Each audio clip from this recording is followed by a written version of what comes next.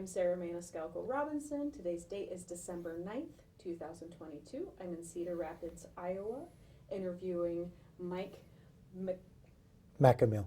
MCElmeel, and in the room is Jason Everett. Perfect. That time we got through it. So, for the purpose of this interview, could you please tell me your first and last name and where you were born? So Mike MCElmeel, and I was born in Manchester, Iowa. And what's your birthday? September 6th, 1963. Okay. And do you have any siblings? I do. I have 2 sisters and 3 brothers. So you're from a big family. Yep.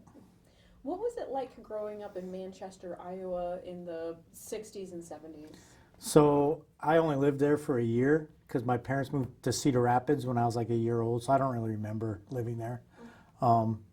So I grew up around here, and it was, I mean, kind of like all the old jokes say, right? We were kind of like free range, like we used to run around the neighborhood and ride bikes and all that stuff that kids aren't allowed to do anymore. And yeah, so that's kind of the way it was. And I'm the oldest, so I had a lot of little brothers and sisters, and there's quite a big gap. I have a sister who's a year younger than me. I have a brother 7 years younger than me, and then I have 2 brothers that are twins with each other that are 10, and then I got a little sister who's 17 years younger. So I really didn't know her very well because I was already out of the house when she was kind of like talking and stuff. So we weren't as close, I guess. There's kind of like 2 sections of our family. It's me, my sister, my oldest brother, and then the other 3 is kind of 2 groups of people grew up. Okay. Well, the family members that you did hang out with as you were growing up, what was life in Cedar Rapids like? Was it a big city back then, or was it still pretty small? Yeah, I mean, it was, we lived in a neighborhood by a park until I was about 7, so we used to go over to the park and play all the time. Like I said, ride bikes, and I used to fish in a little creek that was there. There's a big swimming pool. It's still there, I think. You know, public swimming pool, so we used to go swimming in the summer, like all day long. You know, kid stuff, that kind of thing. We moved to another neighborhood when I was in the 2nd grade, and it was just a regular residential neighborhood. And there's some woods behind it, railroad tracks, so we used to do stupid things like put pennies on the railroad tracks and wait for the train to go by, and there's a creek running through there, and me and my friends used to, you know, go play in the woods basically.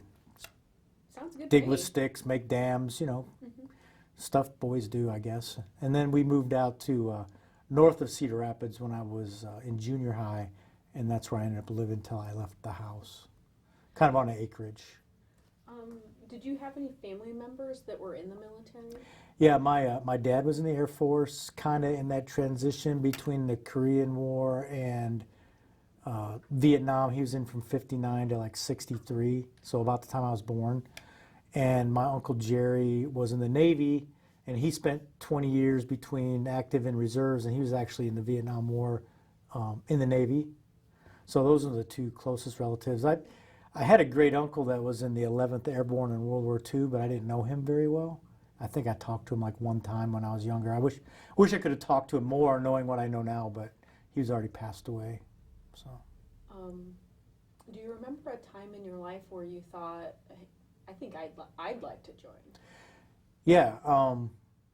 So sounds super cliche, but there's 2 things that kind of pushed me towards the military, like at least my initial enlistment. I saw the movie Green Berets with John Wayne, which sounds super cliche, but that movie was awesome for me, and I must have been like about 10. And then when I was in high school, my job, I worked at a Happy Joe's Pizza, and the manager was a Vietnam vet. And this was the late 70s, so Vietnam wasn't that long ago.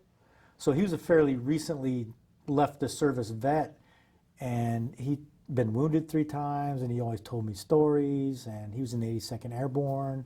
And so those 2, that movie and that person, kind of made me think it might be a good idea.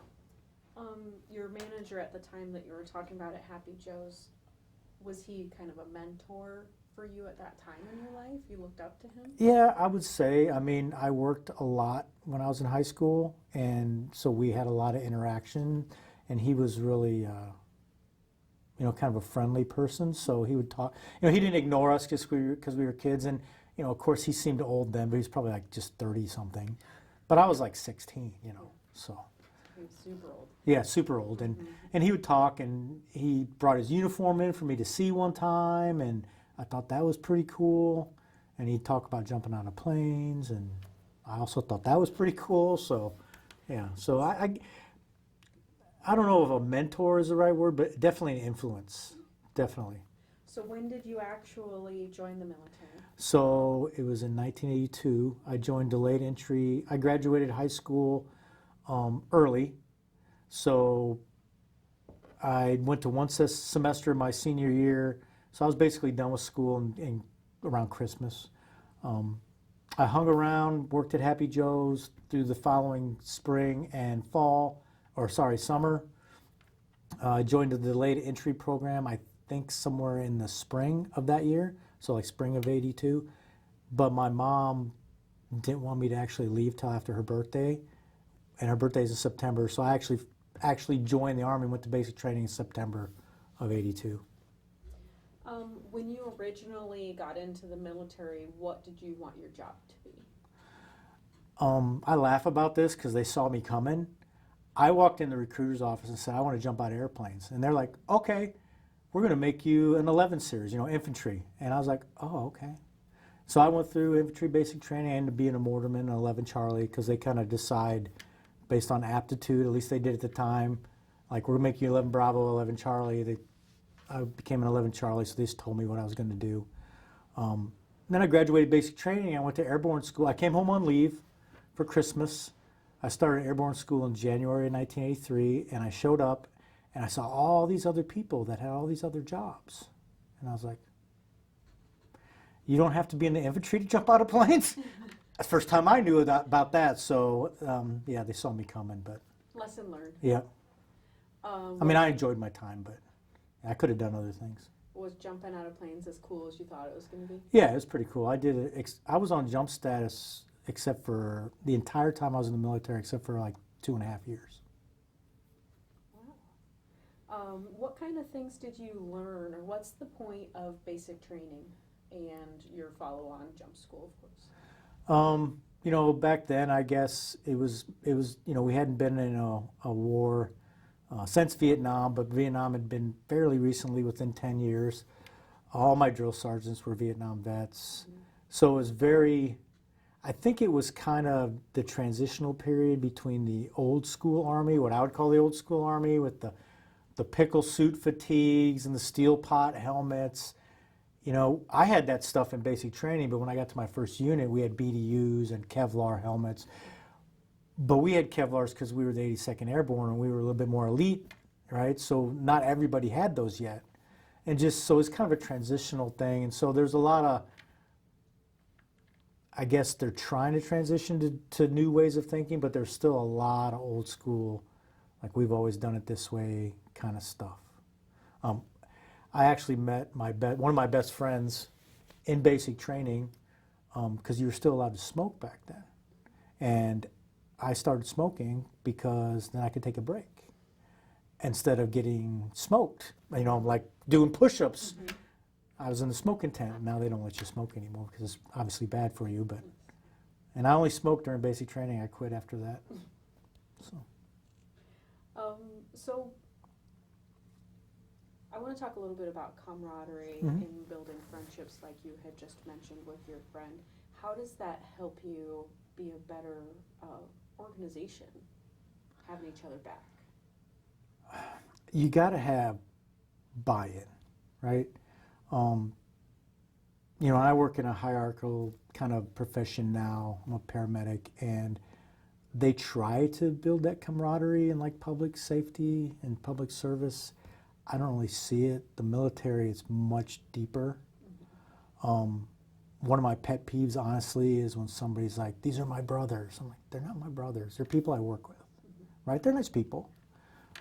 But there are truly some people I would call my brothers that I was in the military. Not everybody, but but there are people that you've shared adversity and the good times and the bad times. You've gone through, fun things and things that were not so fun together, and that's very important, I think, for the cohesion of a unit, because ultimately, the purpose of the military is to close and destroy the enemy, right?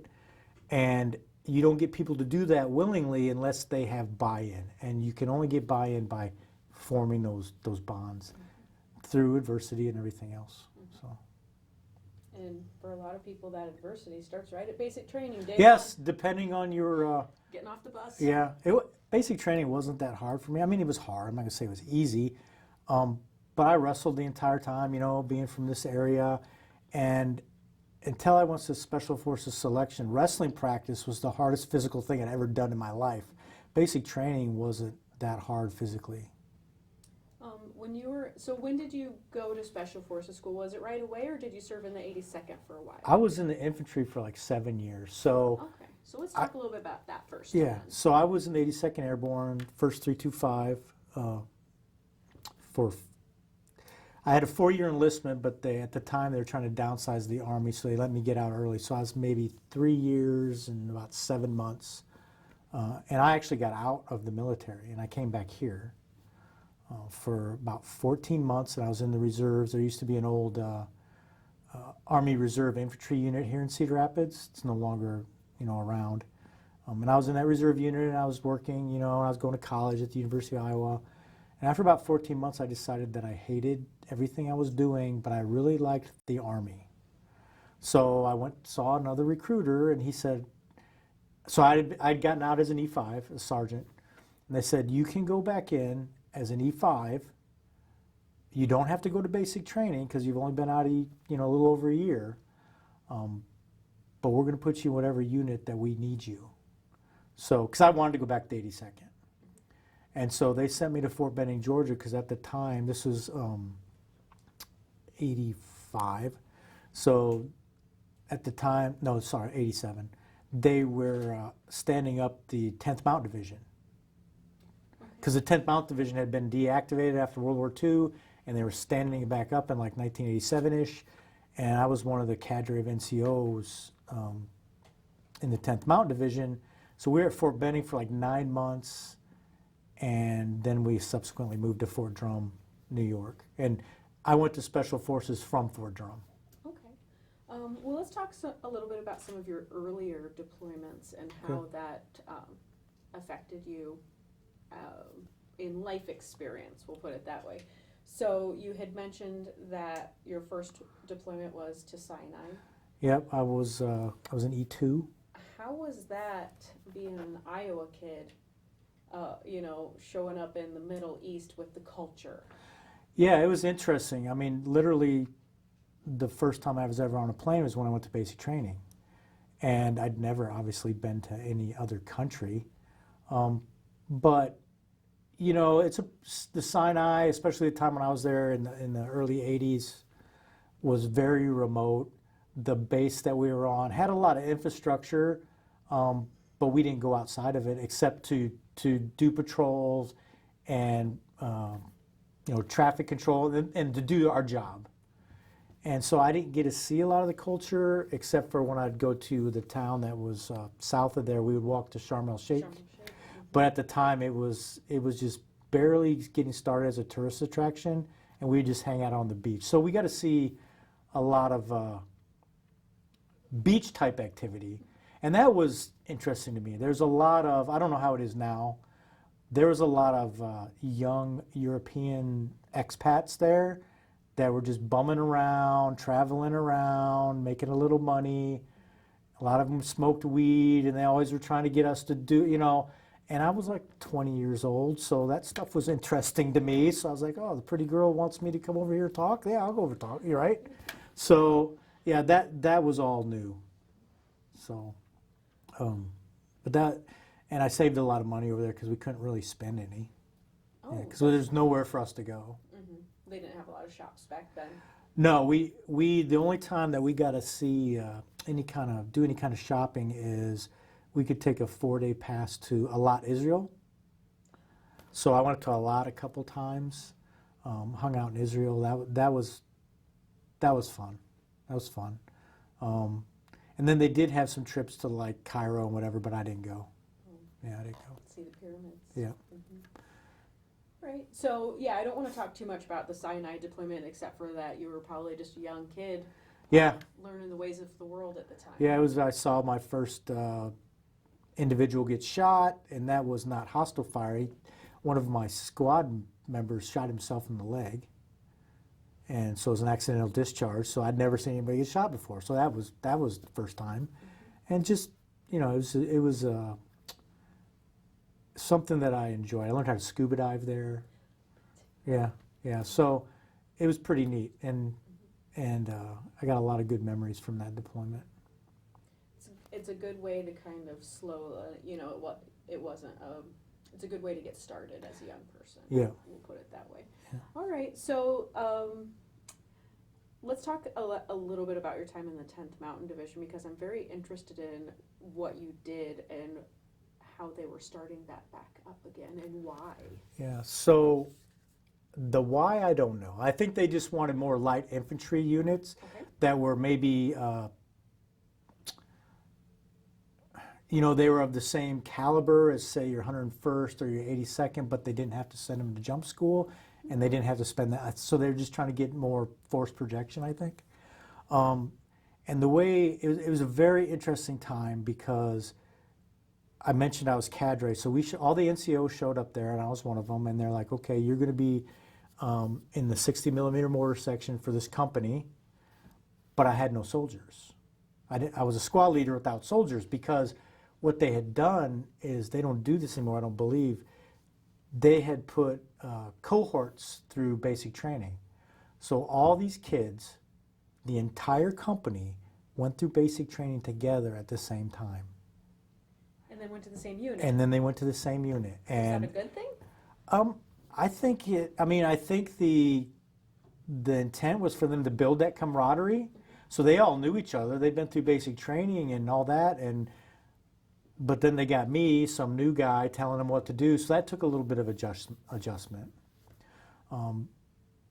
But I think overall, it was okay. I don't know if it was the great success they thought it was going to be, but so we were cadre for these cohorts of troops, and while we were waiting for them to get done with basic training, we were doing training. I went to Ranger school during that time, because our I think it was a brigade commander, maybe it was a battalion commander, said, well, we were competing with the 3rd Ranger Battalion, which is right there in Fort Benning.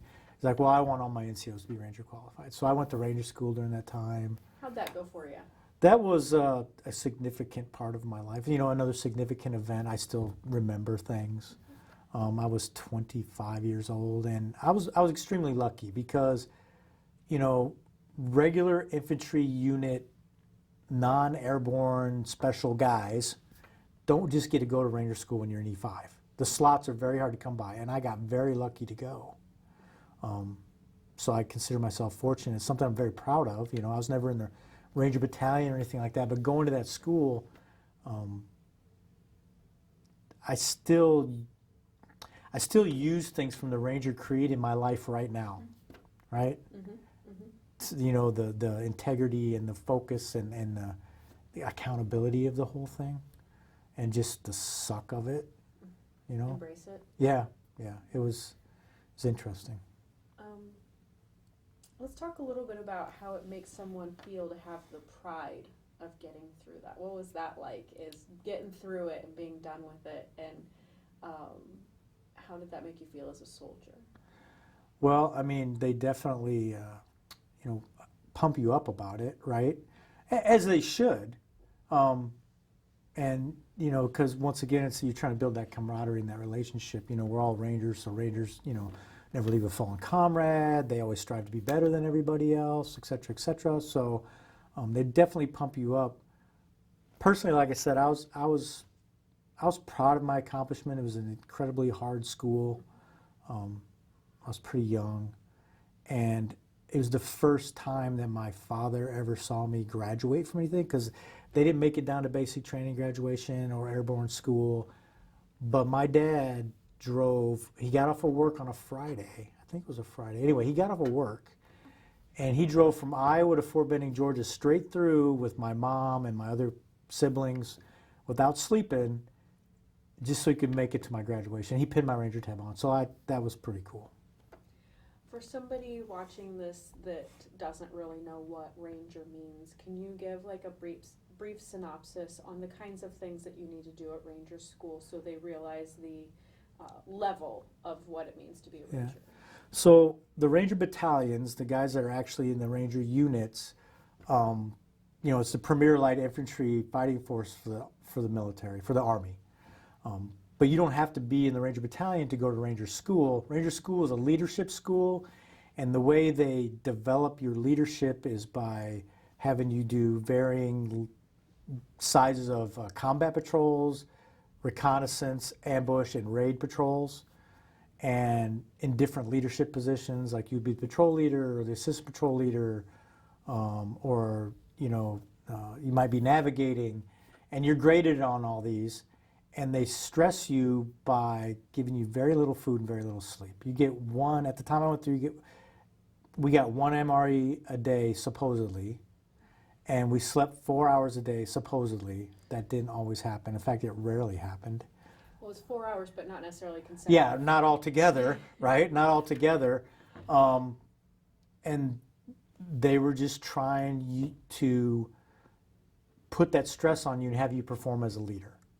Right, and to see, what your medal was and what you're made of, and you had to pass certain criteria, and a lot of significant events happened to me. One of my favorite stories about Ranger School is I was in the mountain phase, which is the second phase, and I had not done very well, and I was in very real danger of being recycled, and I did not want to be recycled. Like recycle, they send you they call it the gulag.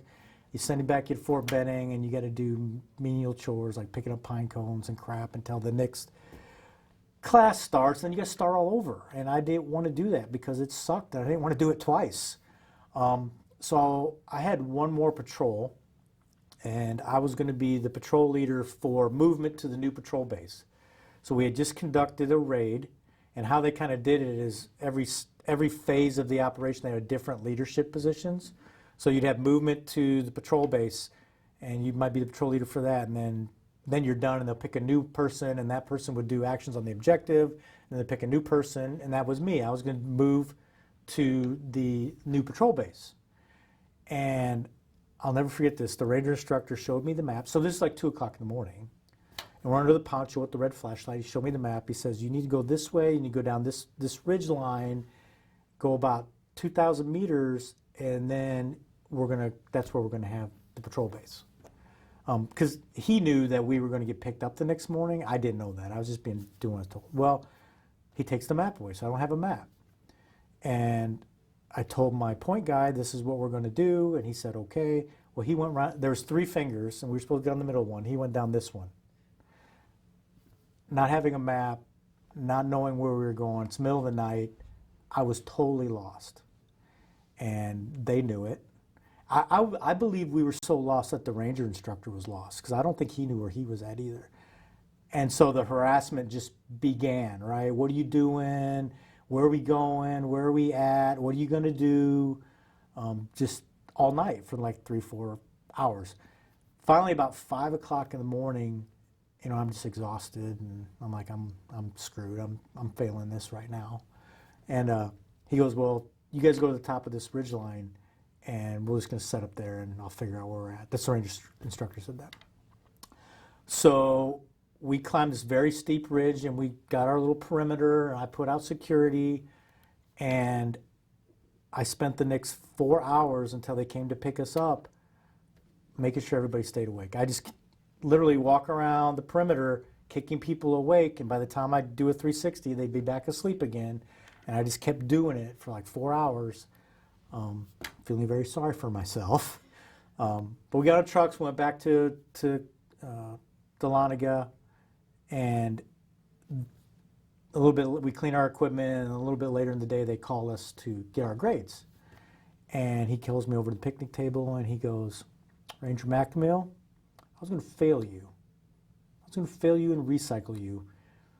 But you showed the intestinal fortitude to stay up and make sure everybody was awake and pulling security, so I'm passing you.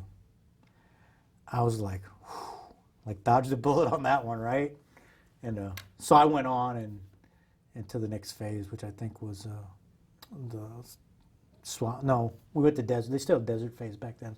So we went to Dugway Proving Grounds, Utah after that. But yeah, that was probably the most significant event in Ranger School that I had, because I really thought I was not going to finish. What a good life lesson to Right. finish strong. Yeah, yeah. Because you never know. You never know. Mm-hmm. You can always do better, I guess. Yeah.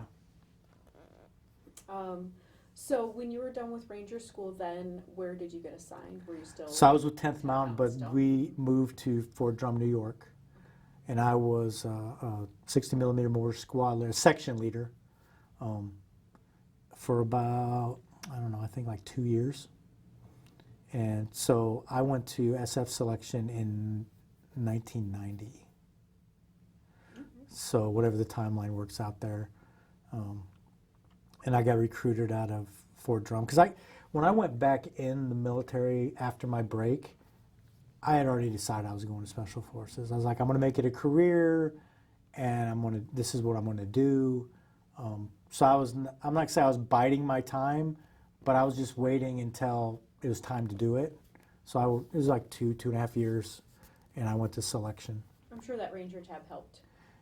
Well, it certainly helped when I got to the Q course, because the first phase is all patrolling. It's like mini Ranger school, so I knew exactly what to expect.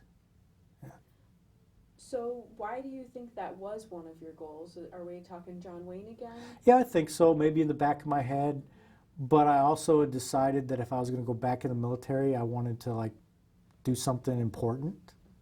And like I knew I wasn't going to leave again. Like I intended to retire, because I thought it would be ridiculous to go in and then get back out in 4 years. Like, why even do it? Mm-hmm. So even though Ranger School is similar, Ranger and Special Forces are similar, like you said, at selection, how are they different? Well, like I said, Ranger School or Rangers and Ranger School, they're focused on infantry tactics, and that is a large part of what Special Forces does. But Special Forces does so many other missions. So there's 5 core missions, and I'll hopefully not embarrass myself by forgetting them, but direct action is one of them, which would be your infantry-style tactics, but strategic reconnaissance, foreign internal defense, unconventional warfare. Geez, my buddies are going to laugh at me. I can't remember what the 5th one is right now.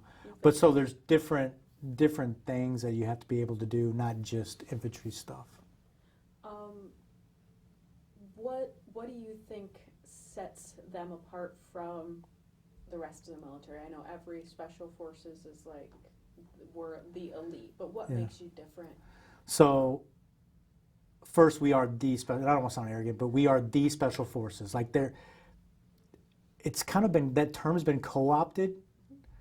The Navy SEALs, hey, we're Special Forces, and the Air Force PJ, hey, we're Special Forces, and even whoever. But our unit was literally named Special. That's our name.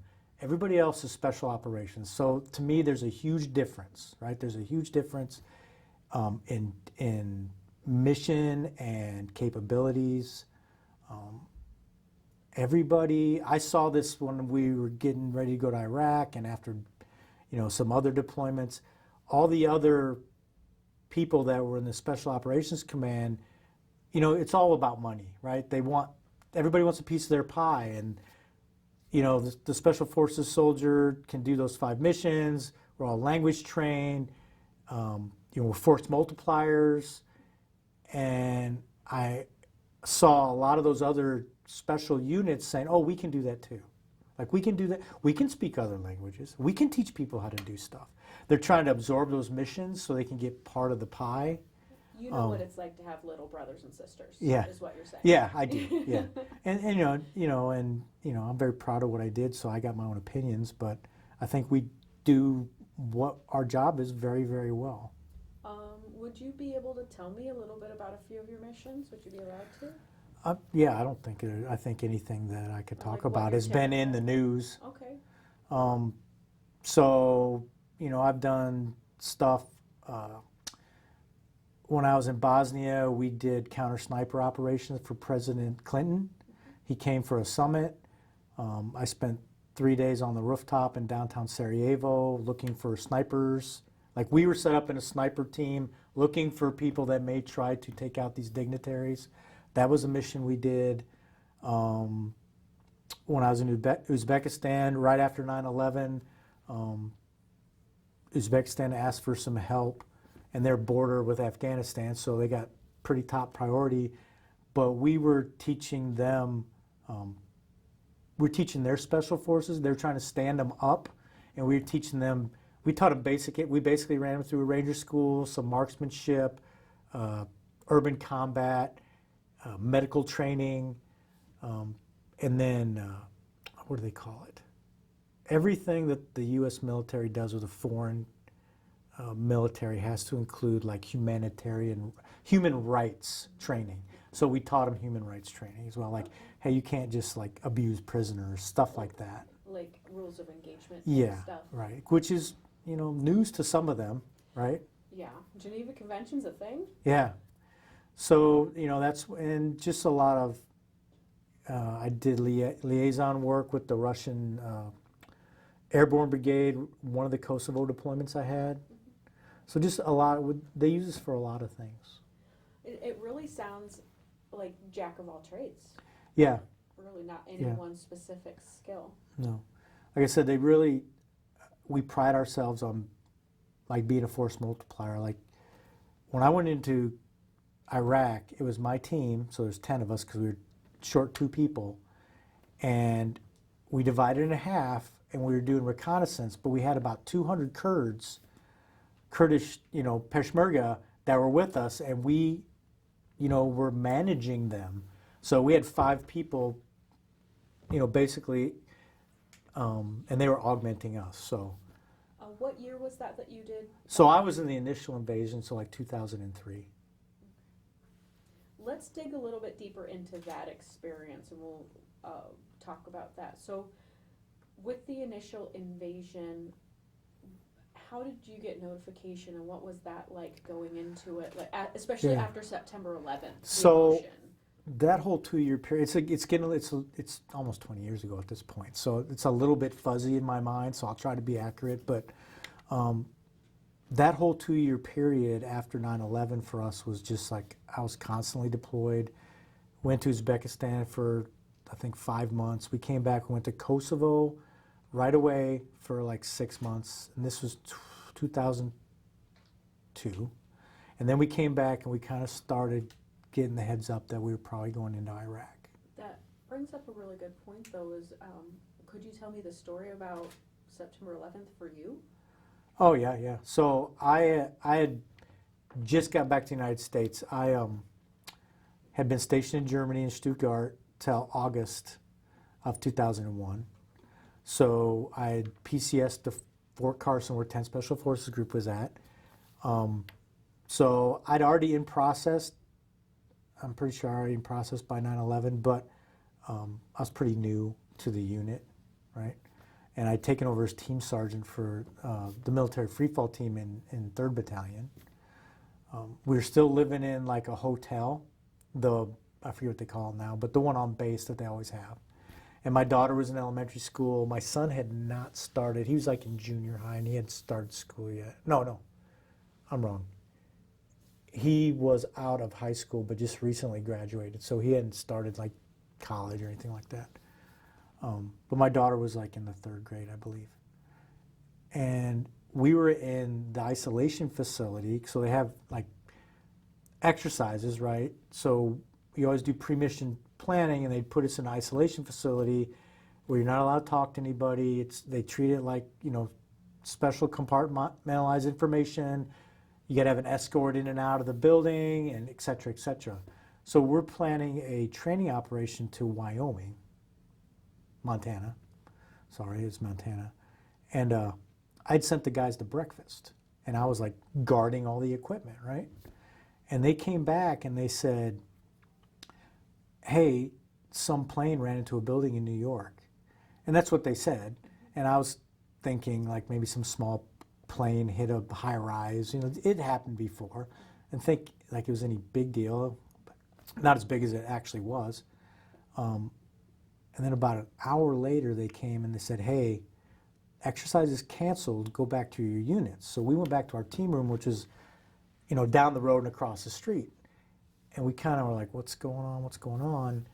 And we start seeing, you know, MPs with like, you know, saws and like live ammunition, and they're putting concertina wire out in front of the compound, and they're just starting to fortify stuff. And I'm like, what's going on? You guys are right by NORAD there, aren't you?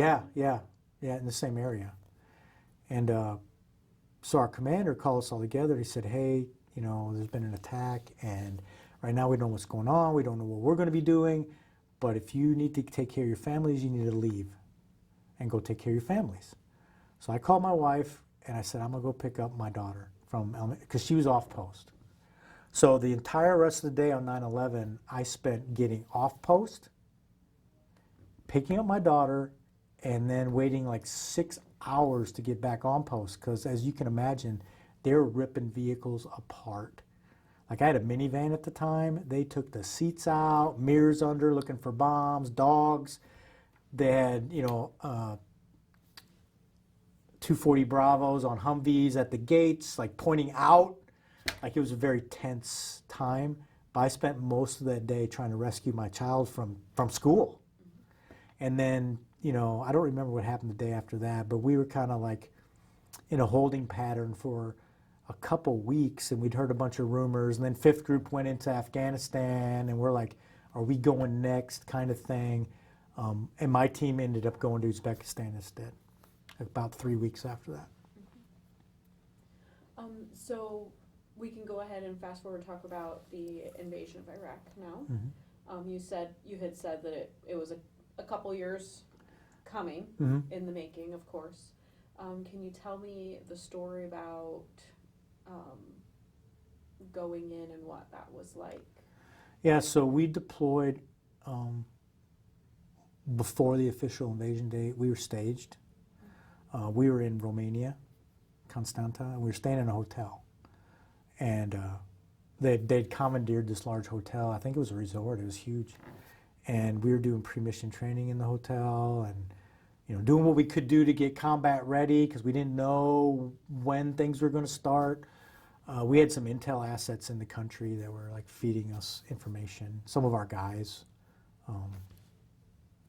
were getting intel, and then once again, I'm fuzzy on the day. I think it was March 21st. You guys probably looked that up, the official start of the invasion, right? March 21st, some of our teams went in, and they had to go along the route that's pretty famous now, because Turkey wouldn't let us overfly their airspace.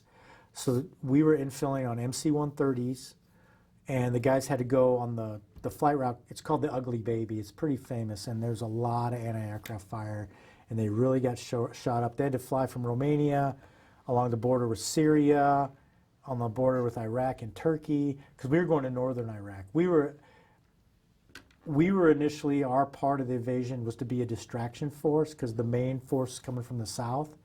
We were supposed to go in the north, hook up with the Kurds, cause havoc, do our thing, and try to draw as many Iraqis that way as we could, so that the conventional forces could come through Kuwait and et cetera, right? You were like FUSAG. Yeah. In World War II. Yeah. Yeah, so they went the first day, and then the second day, the Turks gave us a window. They said, you can fly over our airspace. So I flew over Turkey with my team. So my aircraft had my team, a bunch of ammunition, like I was sitting on a crate of grenades, and a medical unit, a field hospital, because they're expecting a bunch of casualties.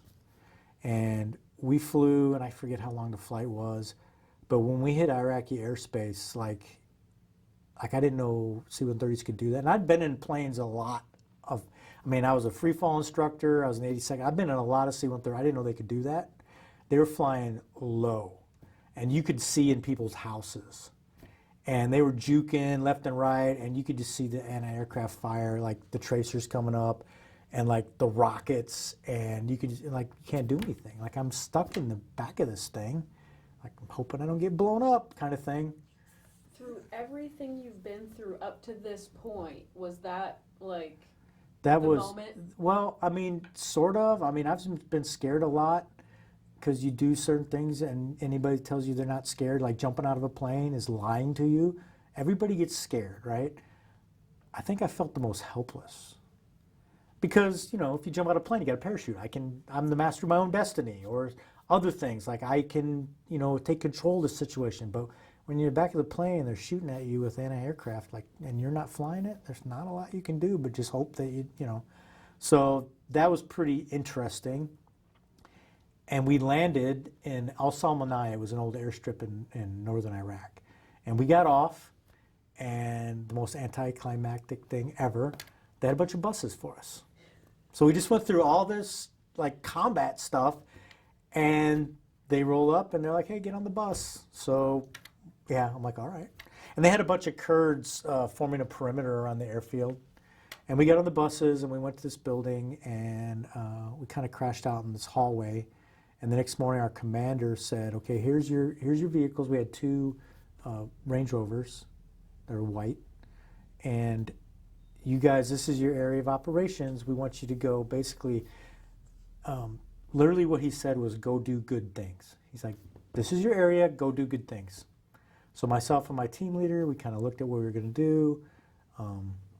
We started heading south, and we initially went to a town called Tok, T-A-Q, which was at the initial Iraqi like line of defense, but they'd pulled back once the United States started entering. So they call it the Green Line, is what they called it. And so we didn't stay in Tok very long. We went past the Green Line, and we ended up in a little village called Klaukut. And it was, like I tell my wife, it's like, it looked like the Raiders of the Lost Ark, you know, mud huts and goats and just nothing, right? And they had, they said it was a school, but like an empty cement building. It was the only cement building in the village. And they let us use it because they hated that. The Kurdish village.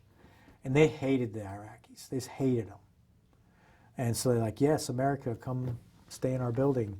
And so we used that kind of as our patrol base, and we split in half, and we started running. We were doing reconnaissance, and we were calling in airstrikes on the position the Iraqis were in now. It was kind of north of Kirkuk. So in that village that you were staying in the nicest building that they had in town, you said they treated you well. I'm sure there were people there that didn't treat you so well. No, I mean... the Iraqis, maybe? Yeah, well, there wasn't any. Oh, there was no yes. Iraqis. Okay. So we're up in Kurdistan. We're in Kurdistan. So this is a much different war than what happened later. Okay, it was more or less an us versus them conventional type thing. It was us and the Kurds against the Iraqi army. Okay. There wasn't any insurgency then. I mean, we were the insurgency, if you want to look at it that way, you know. And so it was more of a conventional thing. There was no Iraqis in the town. They wanted us there. The ladies of the town would bring us food, you know. We met with the head religious guy or the head man of the village in his house a few times, you know, having tea and, you know, doing the whole, you know, trying to build that rapport thing. Yeah. And which was something that was super interesting to me, because going back to the Special Forces qualification course, the final phase, or phase 3 when I went through, is called Robin Sage, where they divide you into student teams, and they make somebody a team leader, team sergeant, everybody else does their job, and they take you to the Warrior National Force, and it's a very involved exercise. All the civilians in the area are in on it, they're role players, and they have you build this guerrilla force from the locals. And, you know, at the time I was a student and everything was like very stressful for me, et cetera, et cetera. But fast forward, now I'm in Iraq meeting with these people, and I was just like, this is just like Robin. I mean, they do it so well. It was like the exact same thing. It's like I felt like I'd already done it before, so it wasn't new to me. Right. Did it work well for you in the real world scenario? Yeah, it did, absolutely. So I always credit Robin said, is being a huge asset to the guys, because it's, when you do something for the first time, you always screw it up, but if it's not your first time, you get better at it. So having them do it in a safe environment where they can screw up is a huge advantage, not just making you do it for real, the first time.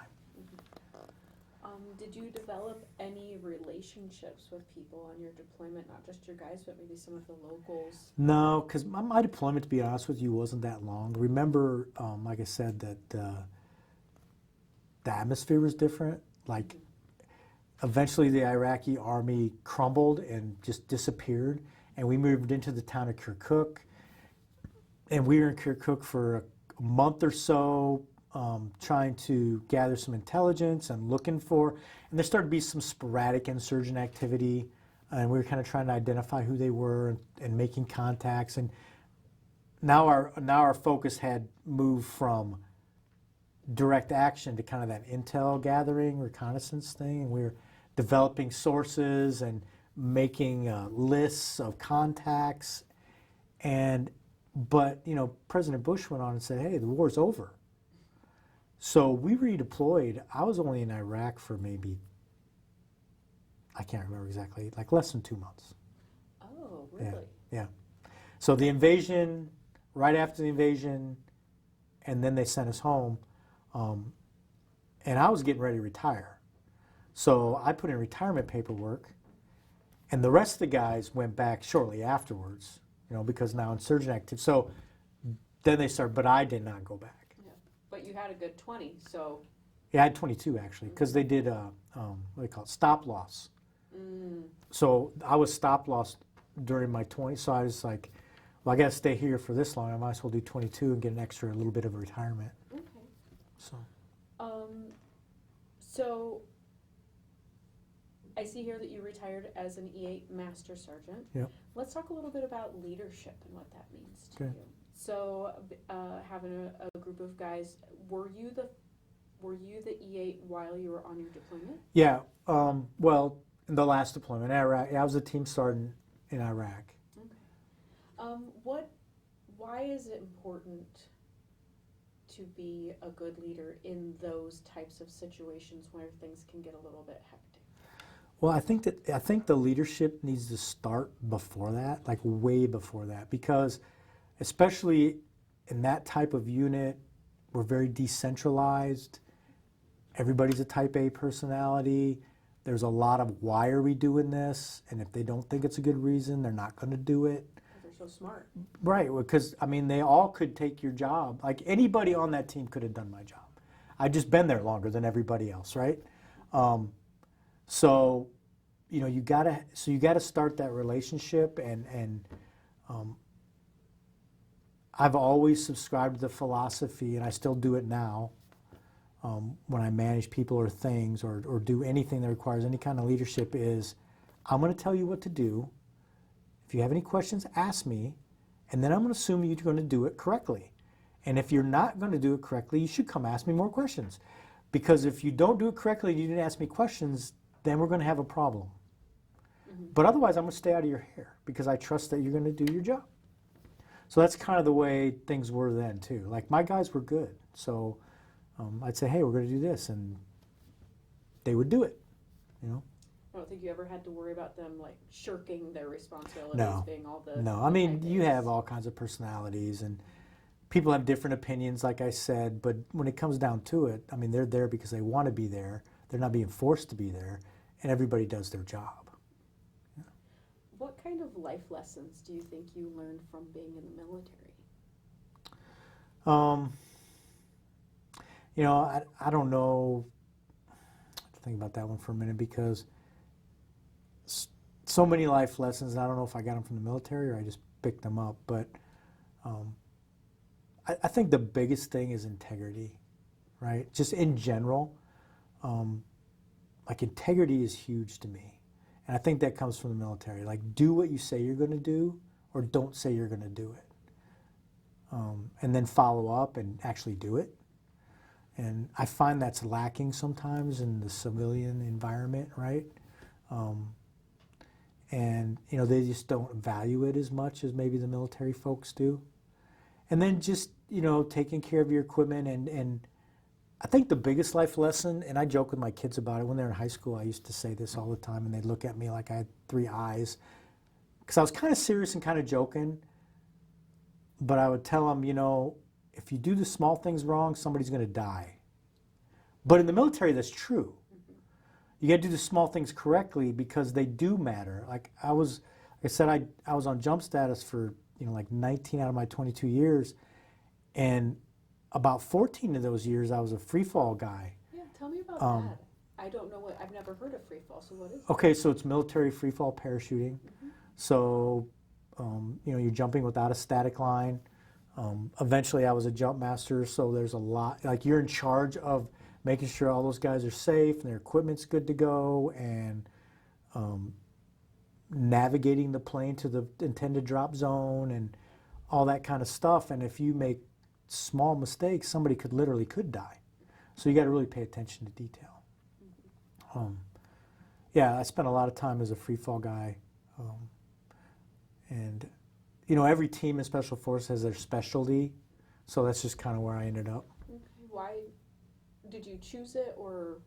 So it was funny, right? When I first got to 10th Group, I mentioned that all the Special Forces guys have to learn a language and you don't get a pick. They told me I was going to speak Russian, so I learned how to speak Russian. And then they said, okay, well, so I was a 18 Bravo, which is the weapons sergeant. That was my MOS. So I was a weapons sergeant that spoke Russian. And they sent me to a mountain team, so that was a specialty. So for about 2 years, I did a lot of climbing, a lot of skiing, a lot of ice glacier rescue and stuff like that.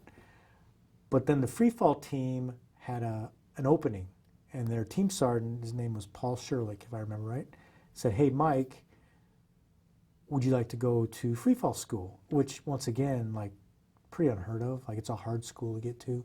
And I was an E6, like a pretty new E6 at the time, staff sergeant. Pretty unheard of for me. 2 years in the unit, staff sergeant, going to one of the most prestigious schools that you can go to, right? Might as well. And he goes, well, we need a Russian-speaking weapons guy, and you are one, so we'll send you. So that's how I got on the team. Just lucky. Luck of the draw kind of thing. Right place, right time. Right, yep. Wow. Is there a job you did in the military that was your favorite?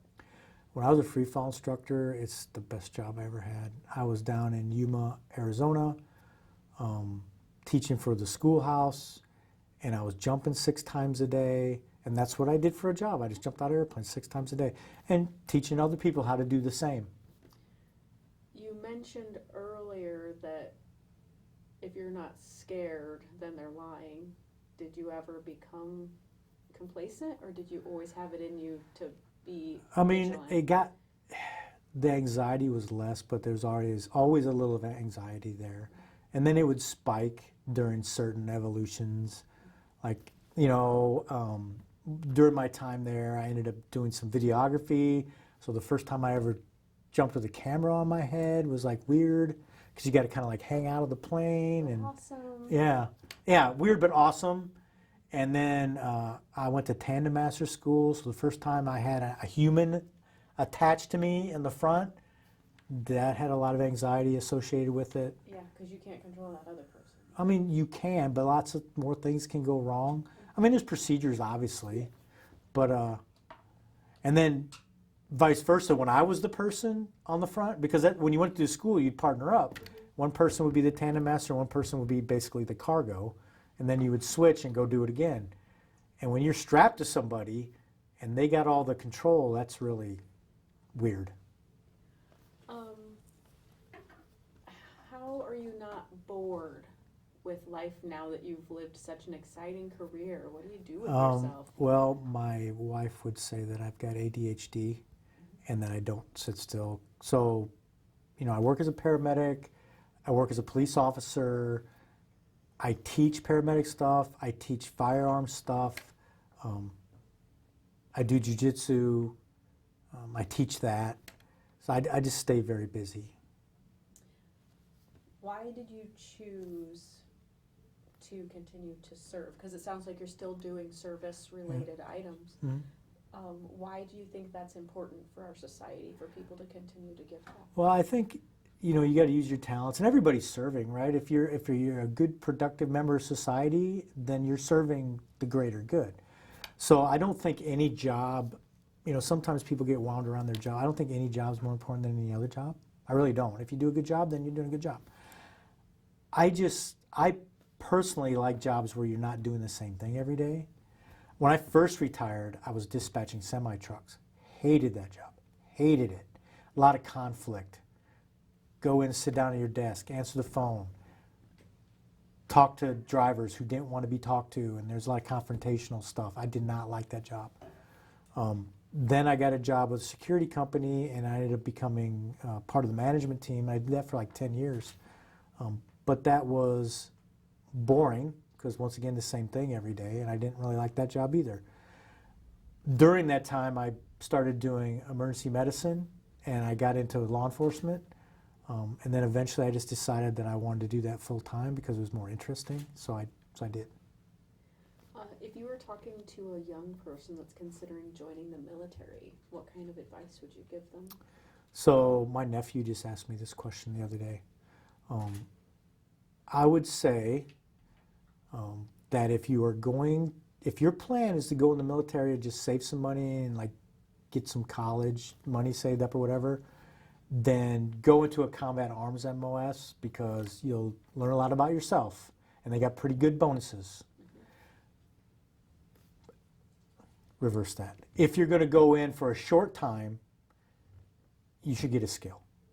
Okay. Yeah. So if your intent is only going to go in for like 3 or 4 years, then get a skill, and then you can use it when you get out, right? Mm-hmm. But if you plan on staying longer, you should go into combat arms, because you'll get promoted faster, et cetera, mm-hmm. And they got bigger bonuses. So it's kind of the advice I give people. Schools. Yeah, and also different services, right? If you want to pick the service that treats their people the best, you should go to the Air Force. If you pick the service that has the tough guy image and everybody thinks they're awesome, you should go to the Marines, right? And then you kind of the Army and the Navy is kind of like somewhere in the middle. Right, depending on what your job is. And if you like water. And if you like water, yeah, if you really like water, whatever. But yeah, so I guess the advice I would give is like make a plan, and don't do what I did and walk into the recruiter and say, I want to jump out of planes. They're like, oh great, we see you, you can go over here. And don't let your recruiter pick your job, because they're Right. just trying to fill a spot. Yeah.